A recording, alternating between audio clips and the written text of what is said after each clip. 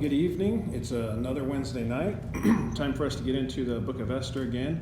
I am seeing that we're having some internet issues and the broadcast is either slow or interrupting. So hopefully you guys are able to tune in and keep to the broadcast.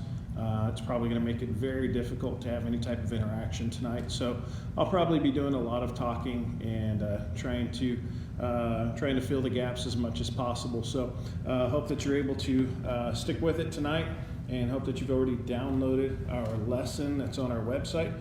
Just as a reminder, an announcement, we had mentioned on Sunday that we will have our graduation service. It'll be online. We're going to do that June 4th, and so we're asking anybody that has any graduates from kindergarten, high school, or college to send 3 to 5 pictures to the church so that we can make sure and honor our graduates on June 4th. So please make sure and get those to us about the Thursday beforehand, if you would. Or I'm sorry, I'm probably getting that wrong. Yeah, June 7th is the Sunday that we'll do that. We need the pictures in by June 4th. So hopefully you'll be able to get that to us, and we'll be able to honor our graduates. Okay, so tonight I wanted to get into Esther chapter 8. I think this is a very powerful chapter. I think that there's some great stuff that we're going to see. I think it's emotionally powerful as we look at some of the stuff that Esther is going to do and what she goes through. And so I think that it'll be something for us to see, and something for us to hopefully we get a glimpse of that and see how that affects us as we read through this. But before we get there, tonight's lesson, we're calling it Pleading for the Condemned. And as we go through this, you're going to see that that's exactly what Esther is doing as she is going through and finishing off her work and saving the Jewish people. So she's got some work left to do. And so what we're going to find is I was doing some reading, as I normally do, in this book that I've talked about so many times with everybody, The God of Great Reversals. The author, Timothy Kane, as he starts off the chapter dealing with Esther chapter 8, he tells a story that was just so amazing. It's powerful, it's sad, devastating, but I think it really gives us a glimpse into what maybe Esther is going through, or her people are going to be going through as they're facing this decree of annihilation that Haman had crafted back in chapter 3. So what I want to do is I want to share with you this story that Timothy Kane shares in his book, and it has to do with the Rwandan genocide that took place in 1994. So hopefully you'll stick with me here, and I'm going to read a few paragraphs, but I think it's important to the story here. So Timothy Kane says, I want to tell you the story about a woman in Rwanda because I think it will help us better understand what is happening in the book of Esther. Jeannie had always liked her neighbor, whose name was Innocent. She would run into him heading to the river to fish as she was on her way to weed her green bean patch. In the evening, Innocent would give Jeannie's husband Nicholas a few extra fish that he'd caught that day, and then they'd share a few glasses of beer made from banana juice and roasted sorghum. Jeannie was always grateful for Innocent. She had 11 children, and the fish helped fill the dinner table. In 1990, ethnic tensions that had been smoldering for years ignited. Jeannie, who is a Tutsi, remembered her Hutu neighbors saying, "The time will come when we will kill all of you, from children to unborn babies, to the elderly. We don't want any of you left behind. You will all perish." Jeannie had to pull her kids out of school because their classmates beat them up as they walked to school in the morning. "You Tutsis are useless," the children would yell at them. Their Hutu neighbors stopped talking to them, even Innocent, who was a Hutu. He was never much for politics, but he seemed swept up in the fury. The tension in villages and towns around Rwanda smoldered. Then, on June 6, 1994, the plane carrying the Rwandan president was shot down. He was a Hutu, and Rwanda exploded into killing. The neighbors started by toying with them, a dark kind of harassment. Everyone outside, a neighbor barked at Jeannie, Nicholas, and their 11 kids. Make a straight line. "Why are you doing this?" Jeannie cried out. "We're friends." "We can't be friends with the Tutsis, with snakes like you," they responded. "Start praying," they said, "because you're all going to die." But that night they hadn't come to kill, just to terrify. They walked off into the night, leaving Jeannie and the kids trembling and confused. "I wondered," she says, "how people could change in such a short time. How could someone turn against you who has been your friend, who you've lived with in the same neighborhood without any problem, your kids visiting each other, and all of a sudden they start calling you names and killing you?" Nicholas wondered if their neighbors really had it in them to kill their good friends. Could Innocent, his drinking buddy, really take a machete to him? Jeannie knew he could. So she gathered up the kids, all except her 2 grown sons who thought they'd be fine at home, and fled to the woods. Not long after, Innocent showed up at the family house with a machete. Jeannie doesn't know exactly what happened, but friends later recounted what they saw. She says her 2 oldest boys, who were funny and warm and bought pens and notebooks for the young siblings, who had known Innocent most of their lives, tried to hide, but he found them. He found them and he killed them with his machete, and then he walked home and told his wife what he'd done. Can you imagine for a moment what it must have been like to live as a Tutsi in Rwanda during this time?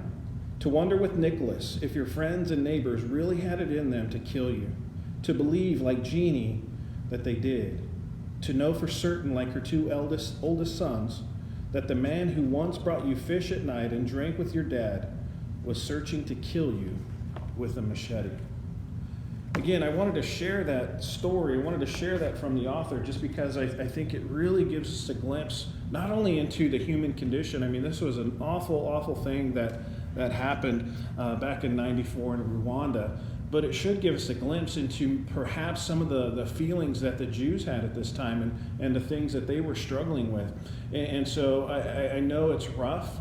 I know it may be something that's very difficult for us to consider, but I think this is the reality that the Jews were facing. Even though we've gone through chapter 7, even though we know that Haman, the mastermind of this plot, has been dealt with, the decree that he had crafted is still on the books. It is still scheduled for the end of the year as far as the Jews are concerned. So they are still facing this deadly threat. And so it's something that that is a reality to them. And I can just imagine that some of the things that you hear from Jeannie in the story, or Nicholas, or even from Innocent, the character, the guy named Innocent, just how devastating, how quickly things can change. And so I thought it would, again, give us a glimpse into what we're studying tonight. So we're going to be in Esther chapter 8. We're going to cover the whole chapter tonight. So I would encourage you to turn there and follow along. Again, I know that the broadcast is being interrupted a lot. I'll make sure and get the whole thing posted on YouTube as soon as I can. So for anybody that wants to go back and watch it, they can. But as we normally do, we're going to go through this piece by piece. And so turn in your Bibles to Esther chapter 8, and we're going to read the first couple of verses here and get started in tonight's story. Verse 1. On that day, King Ahasuerus gave to Queen Esther the house of Haman, the enemy of the Jews. And Mordecai came before the king, for Esther had told what he was to her. And the king took off his signet ring, which he had taken from Haman, and gave it to Mordecai. And Esther set Mordecai over the house of Haman. So as we start talking about the story, it says, and on that day. So this flows right in from the story from chapter 7, when Haman had been outed as the conspirator, the person that was crafting this plot against the Jews, and the things that had happened overnight is the king had decided to execute Haman for his plot, and certainly the plot that had directly threatened his queen. And so right after this execution, right after all these things happen, we go straight into this part of the story in chapter 8, and it says, that day that the king gave Queen Esther the house of Haman. And this is pretty interesting here as we look at this idea of the house of spoil, so to speak, and just so we have an understanding of what's going on.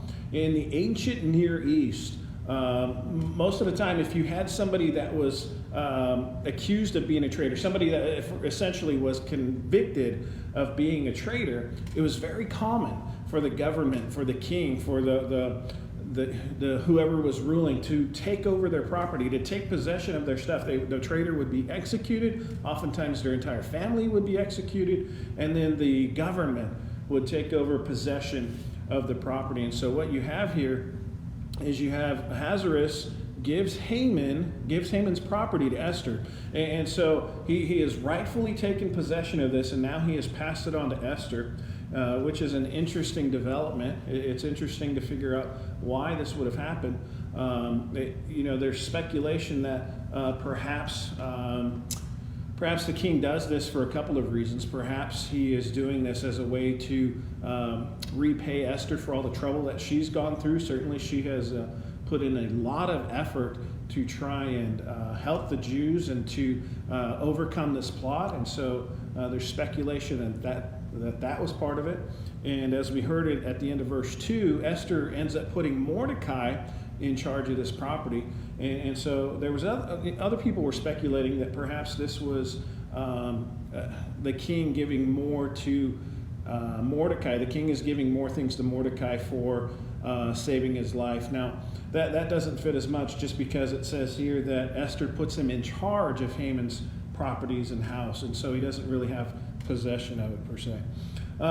So here, again, Ahasuerus has given Haman's property to Esther. There are some scholars that mention that this act would violate the directions God gave to King Saul in his conflict with the Amalekites. If you remember, over the last few weeks, we've talked a lot about the fact that Mordecai and Haman they were basically mortal enemies from generations past. Their family line, the Jews and the Amalekites, were mortal enemies in the time of King Saul. And King Saul was directed by God to completely eliminate the Amalekites during a battle.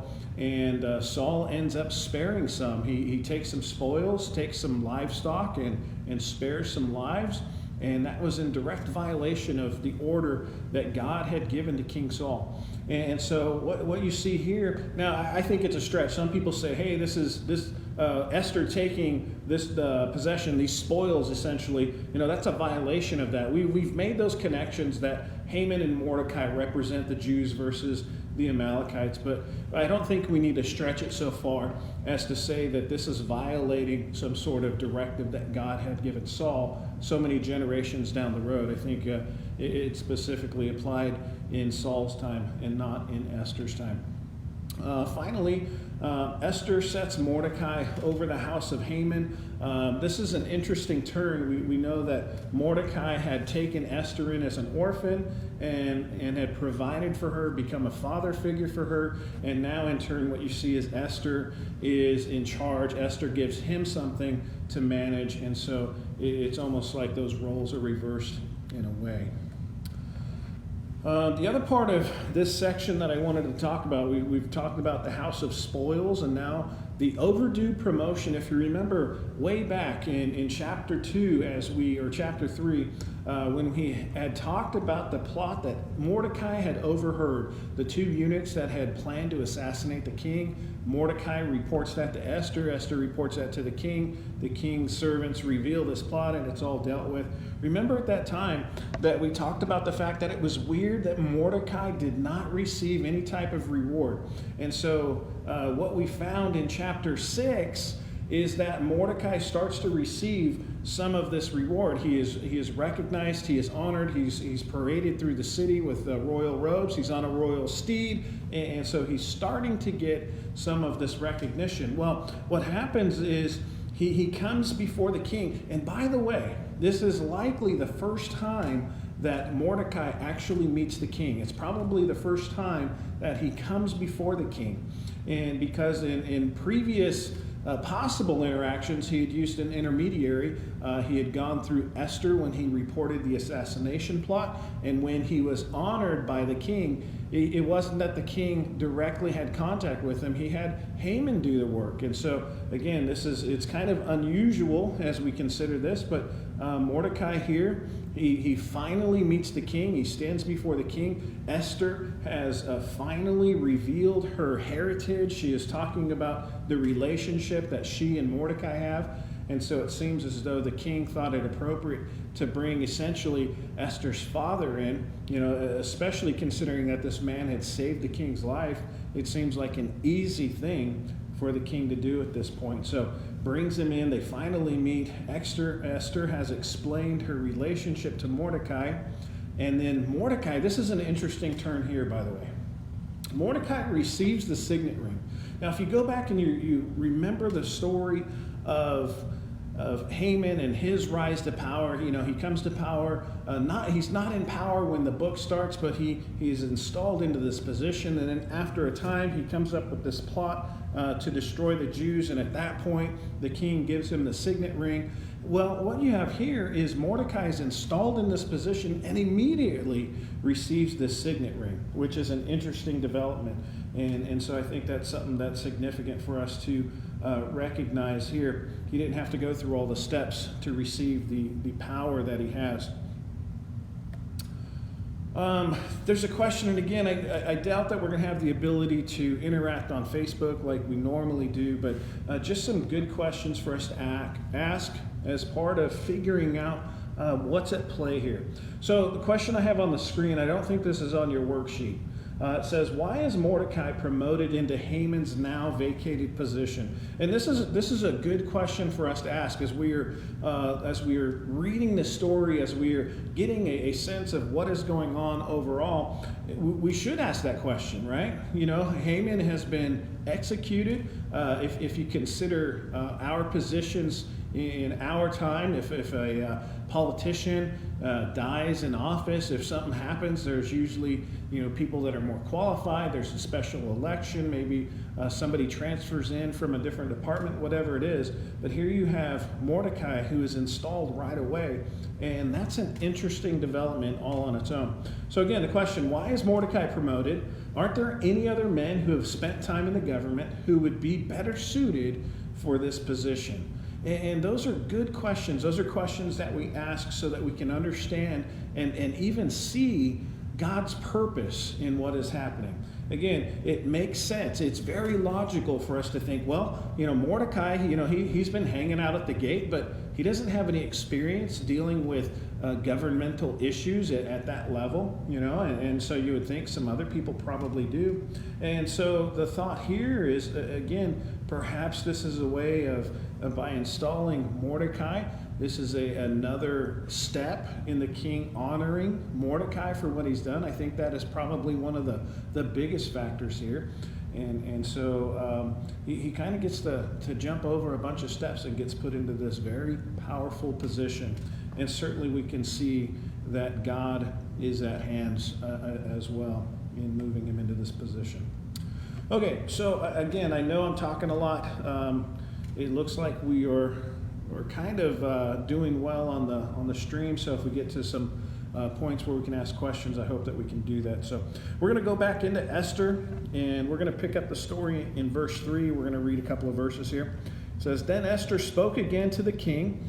This is just following up kind of the conversation that she had with him at the meal the night before. This is a continuation of that. She had accused Haman of this plot, and now she has basically been in the king's presence this whole time.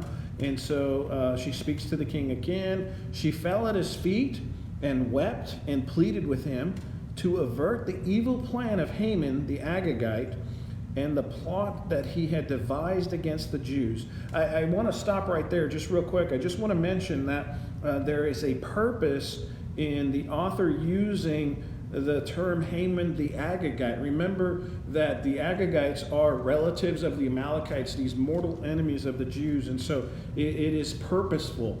It's not just a random descriptor here. They want to remind the reader, especially the original audience, these Jews that would have been reading about this, that this is a mortal enemy, this Haman is. And so bringing that up again. Verse 4, When the king held out the golden scepter to Esther, Esther rose and stood before the king. So again, you get this scene. You have Esther in the presence of the king. She comes and she speaks to the king, and then it describes that she has this emotional response. What she's doing. She's very serious about how she feels and what she's wanting to do, and so you have these things that she's doing, and I think that they are emotionally powerful, and it's important for us to see. And so, it says that she fell at the king's feet. She wept. She pleaded. And so, if you're using your mental imagery, if you're trying to get that picture in your mind of what's going on, again, this is a very, very powerful, very emotional. She is wrought. She is carrying a great burden. And so she is here before the king. And by the way, this is an interesting thing. Here we are in Esther chapter 8. And what she is doing here, in pleading for her people, she is doing what Mordecai had requested all the way back in chapter 4, verse 8.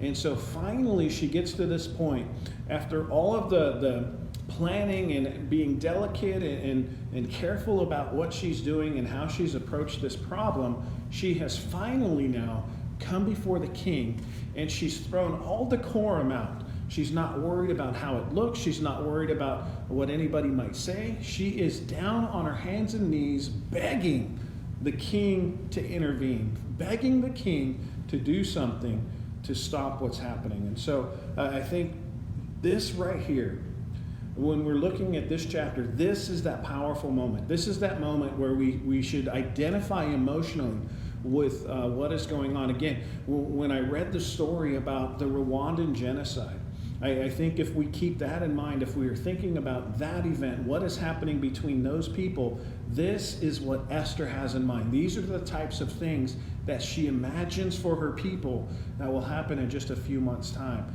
And so it's a very serious, and she is determined to do what she can in helping her people.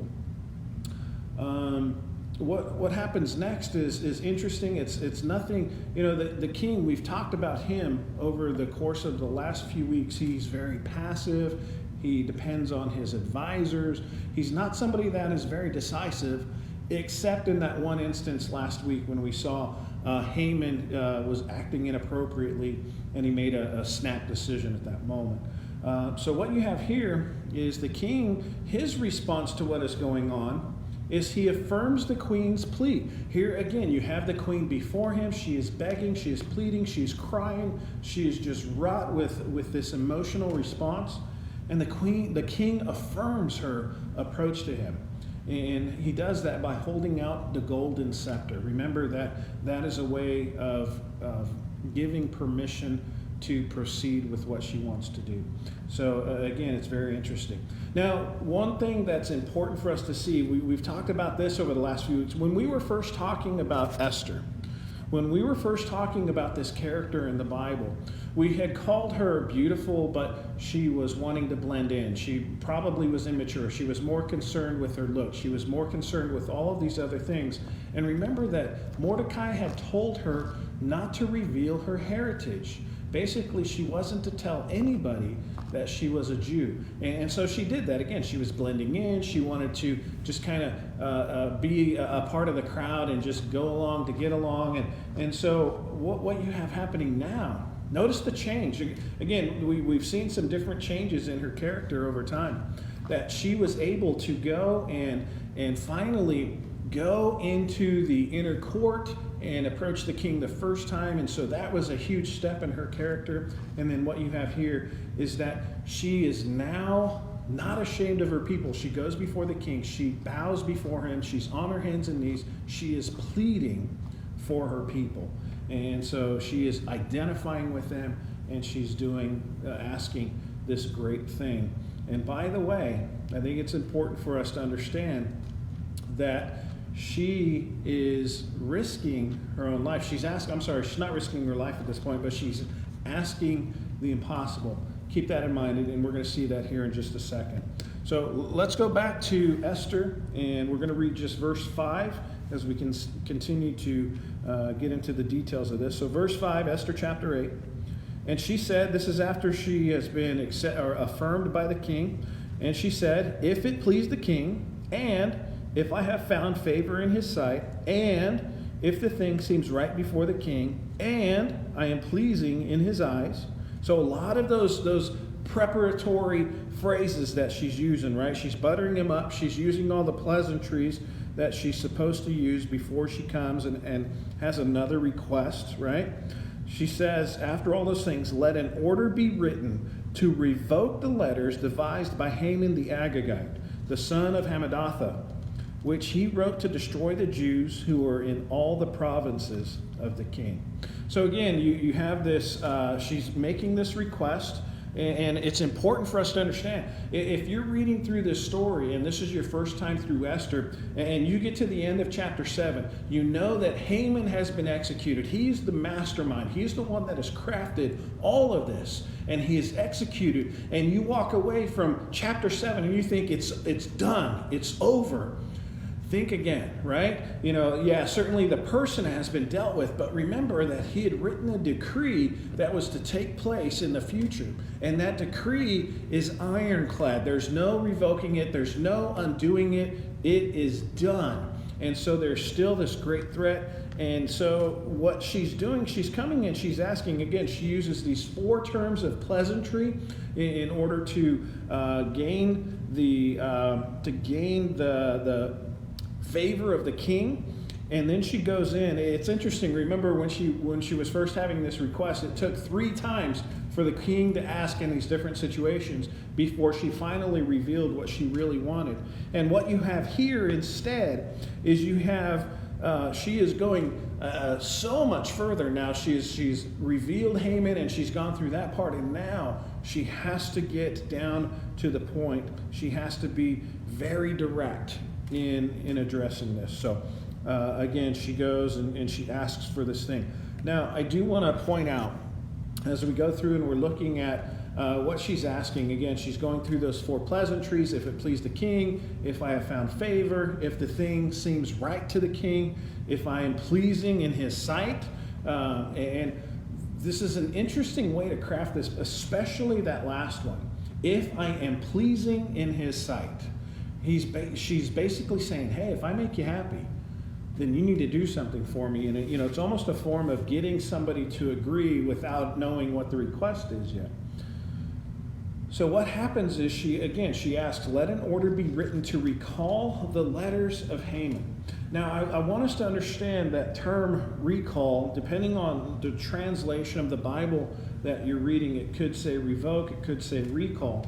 And Esther is asking for this thing. And the term here is for recall or revoke is to cause to return. So basically what she's asking is that she wants to, Esther is asking for the king to request all of the written decrees to be returned to the capital. And it's an interesting request. And it makes sense. You want to take away the documents that give certain people the right to kill and annihilate the Jews. So that's what she is trying to do. And what we're going to see in the next verse or two is she's asking the impossible. She's asking for something that, quite frankly, cannot be done. It's not something that is allowed in the law of the Medes and the Persians. So we're going to find a little workaround here in just a second. So let's go back to the chapter 8, and we're going to read verse 6 really quick, and then we're going to hopefully get a more deeper understanding of where Esther is. Verse 6, it says, "For how can I bear?" This is after she has asked to have the decrees recalled. "For how can I bear to see the calamity that is coming to my people? Or how can I bear to see the destruction of my kindred?" Isn't that a great question? I mean, isn't that the question that should be asked when we're looking at people facing destruction, people that are lost, people that are facing horrible situations? We, especially Christians, when we know that what we've gone through, where we were, what we've been forgiven, and our experience, our standing before God, before we're saved and after we're saved, we should know more than, just better than anybody, that when somebody is facing a dire threat, this certain destruction, that we should have a heart. We should be asking the same questions that Esther asks in verse 6. For how can I bear to see the calamity that is coming to my people? Or how can I bear to see the destruction of my kindred? These are questions that Christians should be asking, not just Esther. I think it's very, these are great questions. These are important questions that she's asking. What happens here is Esther is getting down to the heart of the matter, right? She's getting down to that part where the bottom line is, how can she see this happen to her people? You know, she is really grown. She has a heart. She's showing that she has a conscience, and she's developed some great moral character. And she asks the question, how can she bear to see the calamity or destruction of her people or her family?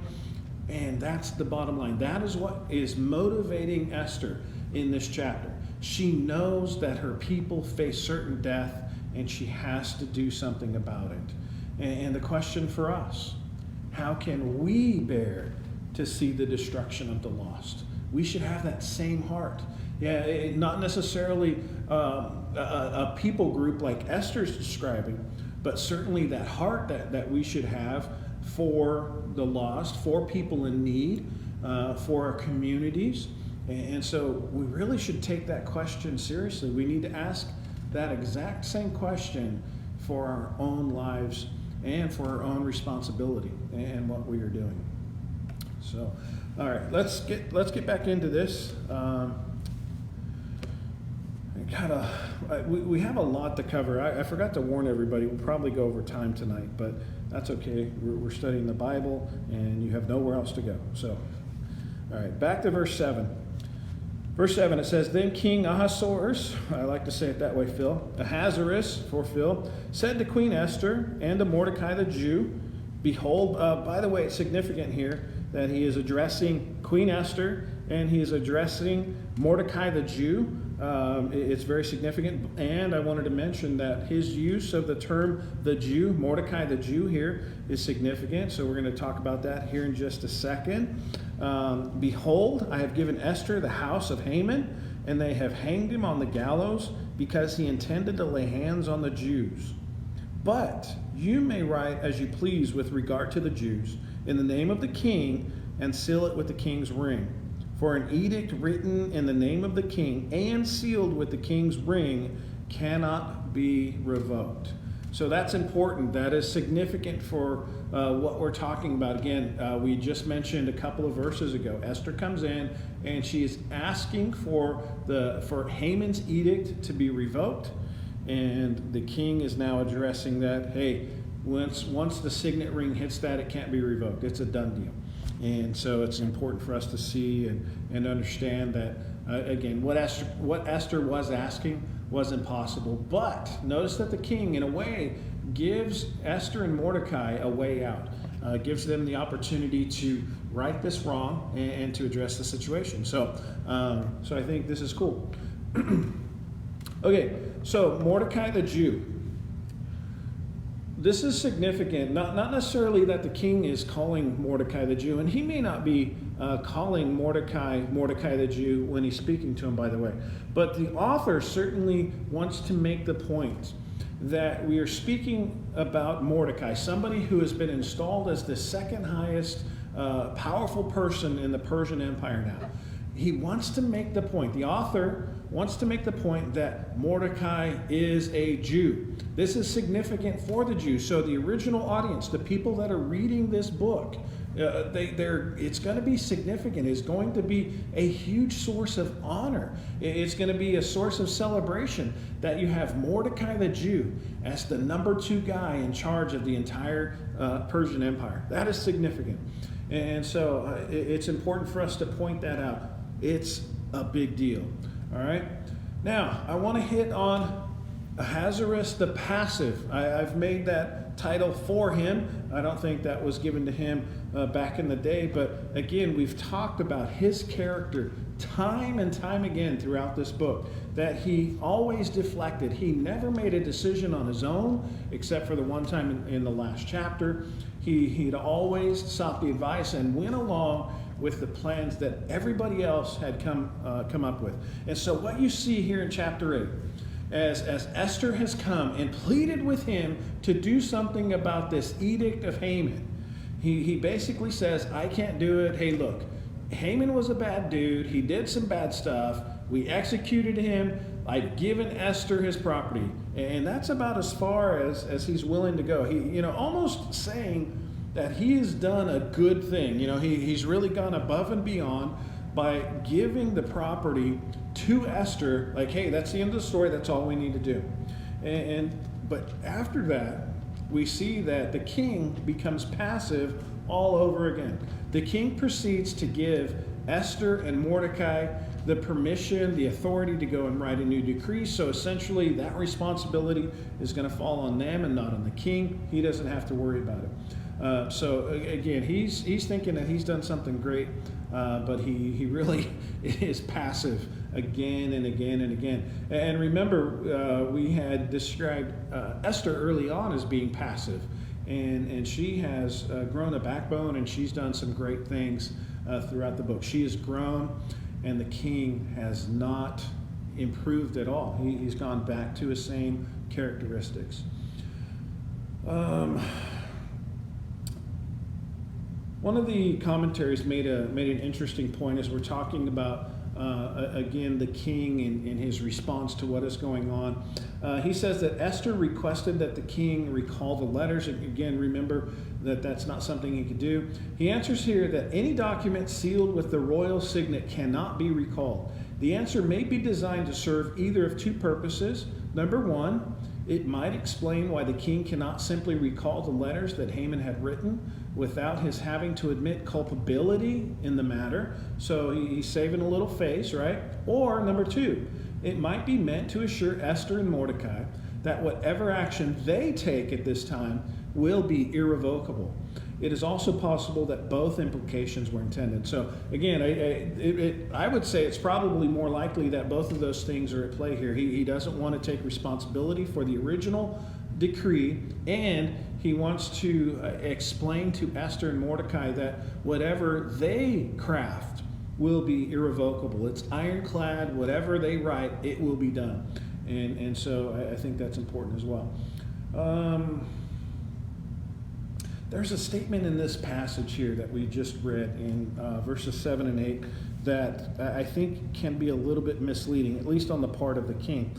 Remember, going back to verse 7, it says, "Behold, I have given Esther the house of Haman, and they have hanged him on the gallows." Now listen to this. It says, "Because he intended to lay hands on the Jews." Now, if you go back to chapter 7, remember that the king didn't say anything about executing him because of his plot against the Jews. It was almost as if he had crafted a charge of him assaulting the queen in order to have him executed. And so it's interesting. Anthony Tomasino, who I quote quite frequently in this class, he says that the king's statement that he had Haman executed because Haman raised a hand against the Jews is misleading, saying that Haman was actually executed for assaulting the queen.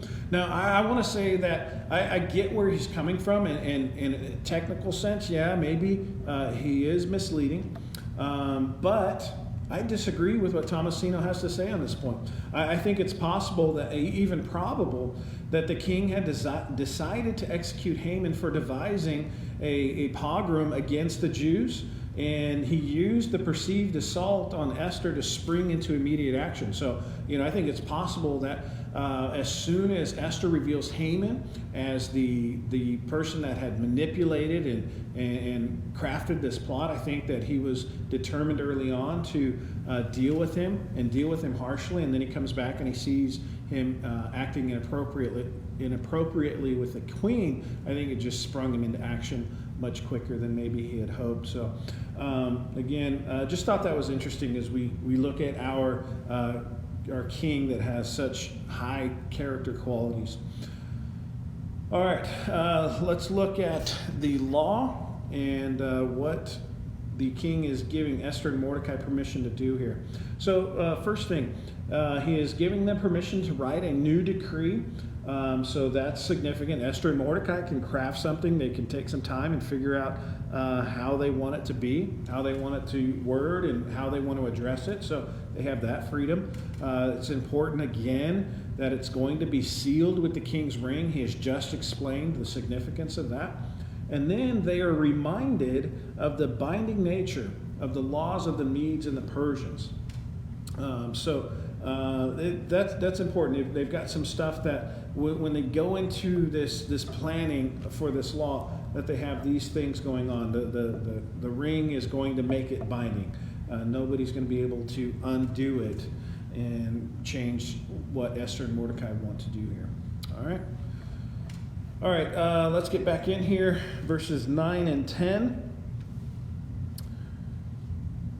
The king's scribes were summoned at that time in the 3rd month, which is the month of Sivan, on the 23rd day. And we're going to go back and we'll show you how that relates to Haman's edict, by the way. And an edict was written according to all that Mordecai commanded concerning the Jews. So the satraps and the governors and the officials of the provinces from India to Ethiopia, 127 provinces, to each province in its own script, and to each people in its own language, and also to the Jews in their script and their language.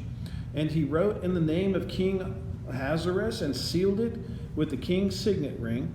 Then he sent the letters by mounted couriers riding on swift horses that were used in the king's service, bred from the royal stud.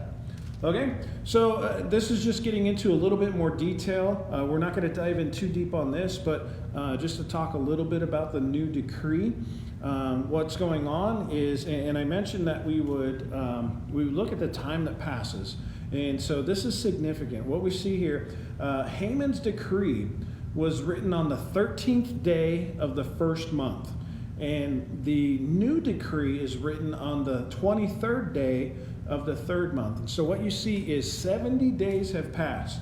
And although 70 days to pass, it's not significant in and of itself, but it's significant to mention that 70, that number is significant in the Bible. And so I thought it was interesting that we have 70 days that pass between a decree to kill, basically a death sentence. 70 days later, you have the ability for the Jews to get out from under this death sentence. So again, 70 days have passed. It parallels Haman's wording. When you go through this decree, that he uses a lot of the same language to parallel what Haman had written. There's the same distribution. It goes out to all of the provinces. It goes to all of the governors, all of the satraps, and it goes to in all of these different languages for all these people groups. So very similar in that aspect as well. And it also goes to the Jews. That's not mentioned in the original decree, but here it also goes to the Jews. And so, of course, they're going to be the target audience of this, right? They're going to be the ones that everybody wants to get this message to, so that they can prepare, so they can do what they need to do. And so they're going to be a very important part of this. All right, back to chapter 8. I'm going to pick it up in verse 11. We kind of left off mid-sentence, talking about the couriers and how they were going to ride out, saying that the king allowed the Jews who were in every city to gather and defend their lives, to destroy, to kill, and to annihilate any armed force of any people or province that might attack them, children and women included, and to plunder their goods.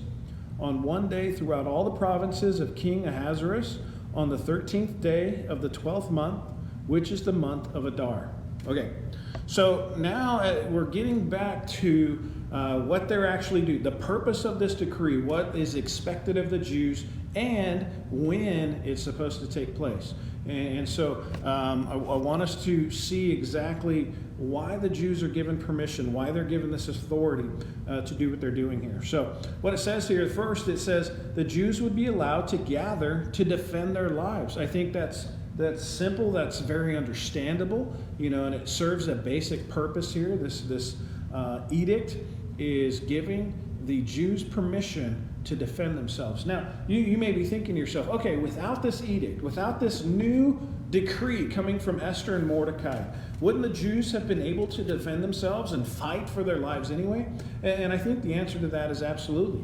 They would have been expected to defend themselves, but by defying or going against a decree that was standing before, they may have been considered rebels. They may have been considered troublemakers.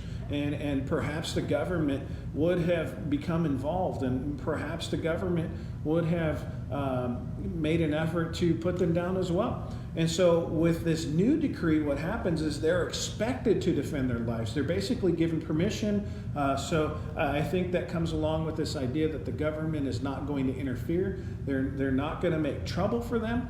And so this decree is fantastic for them. It also goes on to, it uses the same language again here. It says that they are to defend their lives, to destroy, to kill, and to annihilate. Remember that Haman had used those exact same words when he crafted his decree. Here's an interesting thing that I want us to spend a little bit of time on, this idea of children and women. We'll talk about that in just a second. The part of the decree, by the way, it gives the Jews this new decree. The old decree had given permission to all the other people groups who would attack the Jews. They could plunder, they could take spoils, they could take the possessions of the Jews that they killed or ran off. And so now the Jews, in this new decree, they're given permission to plunder. They're given permission to take the possessions of the people who attack them and they defend themselves against. So I think that is significant. Again, before we go back and talk about children and women that are mentioned in here, you'll notice that the date that is given in this new decree is the 13th day of the 12th month. If you were to go back and read Haman's original decree, it was to take place on the 13th day of the 12th month. It's the exact same day. And I think that's interesting. I really don't know why they chose that exact same day, but nobody gets a head start. Nobody gets to do something before the other group does. It seems to be fair footing, so to speak. So I thought that was interesting that it was the same day as the original. Now, to go back to this idea that we see in here where it mentions children and women. If you go back to verse 11, the last part here is it's talking about the Jews are basically given permission to gather, defend their lives, to destroy, to kill, and to annihilate any armed force of any people or province that might attack them, children and women included. When you first read that, depending on the translation you're reading, you may have a hard time with that. You may, at first glance, you may be, hey, wait a minute. So the Jews can kill anybody that attacks them, including women and children? And that's a hard one to digest. Now, a lot of the scholars, a lot of the commentaries that I read say that this is speaking more about if the Jews, women, and children were attacked, that the Jews would have the right to counterattack and to defend them. But some others, they say, quite simply, this is a harsh reality of especially Old Testament times, where you see time and time again that God would command the Jews, they would command the Israelites to go and destroy a people group, and he would be specifically saying, destroy the men, destroy the women, destroy the children. And I know that's a tough concept to consider. We tend to look at women and children as innocents, and I don't want to say that they're not. I'm not going to go there. And so it is a tough thing for us to consider, the harshness and how brutal that can be.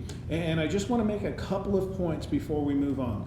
First of all, I want to mention something that Anthony Tomasino, when he touches on this, when he is describing how difficult modern readers are going to view this idea of annihilating women and children. He suggests that the condemnation is related to the idea of this being a corporate body, being a collective.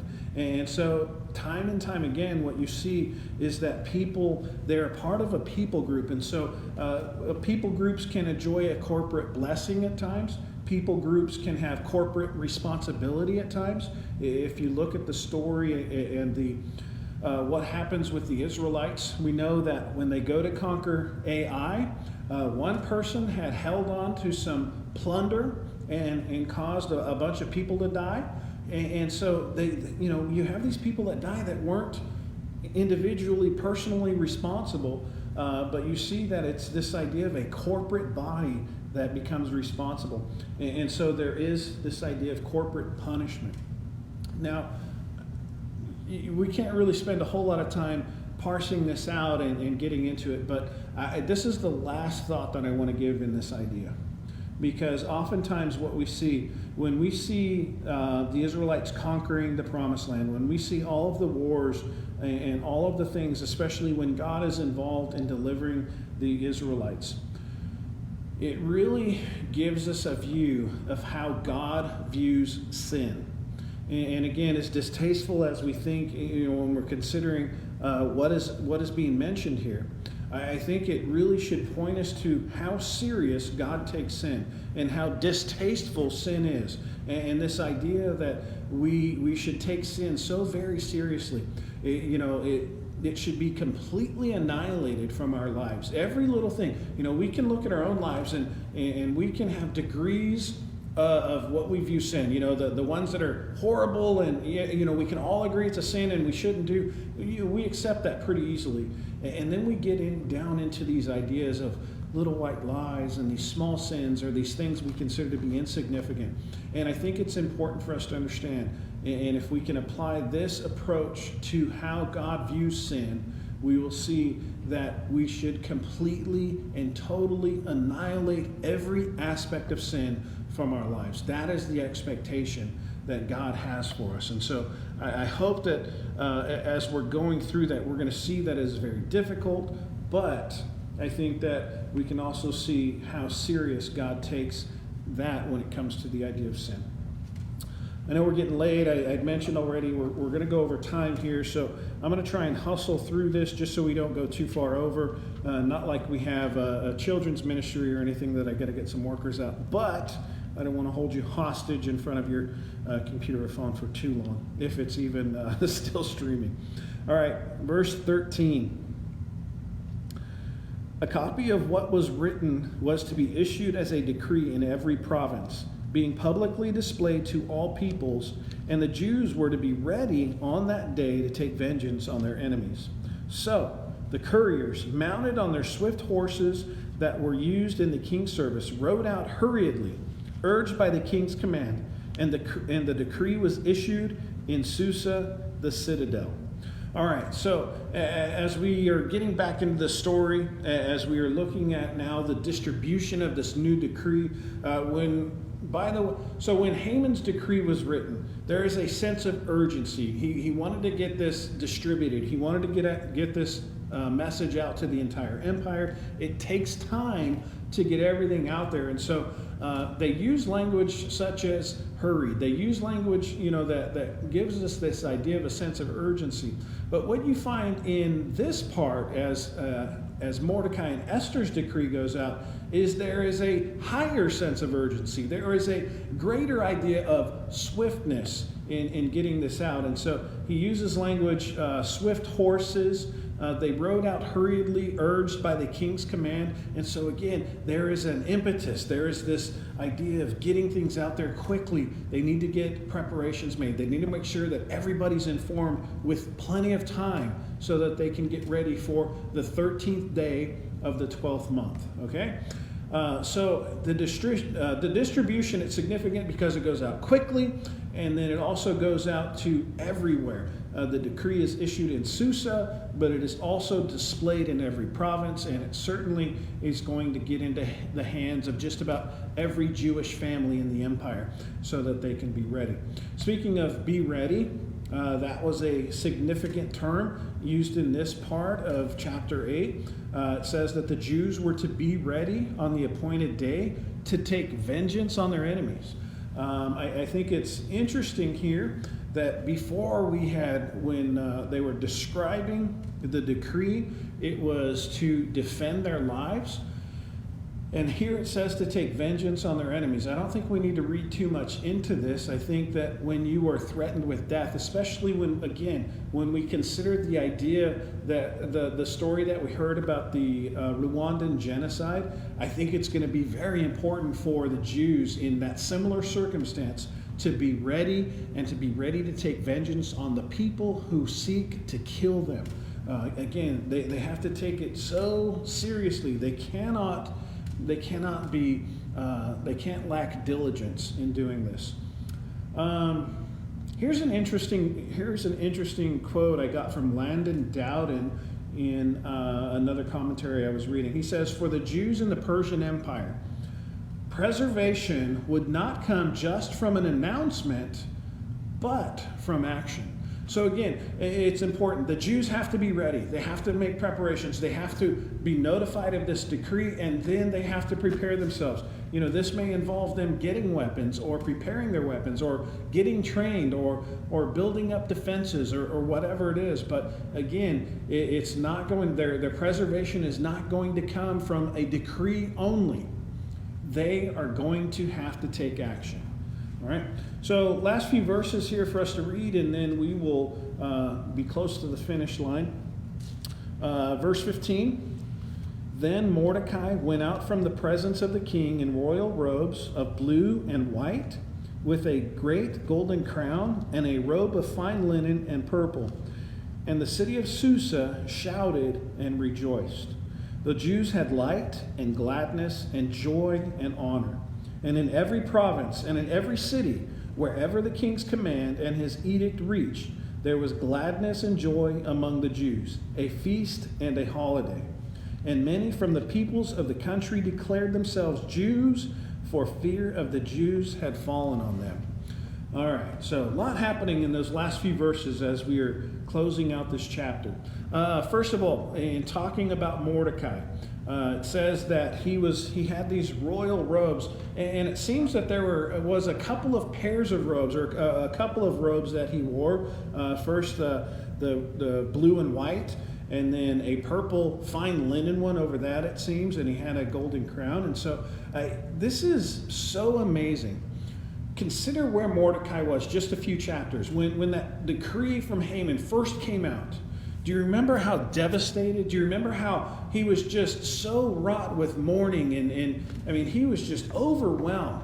And so Mordecai at that time, remember, he was going around the city. He was in sackcloth. He had ashes on his face. He was mourning, and it was an outward expression.